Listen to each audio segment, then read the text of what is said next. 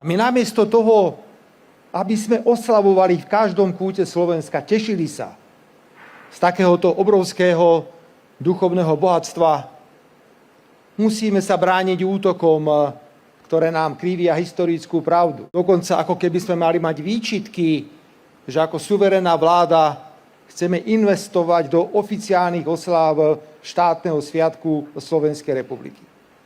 A to hovoria tí, ktorí včera do komína pustili 12 miliónov eur pri nezmyselnom referende, ktoré nebolo o ničom inom, len o osobnej nenávisti. Osobne som poznal kardinála Korca a mal som s ním fantastické rozhovory.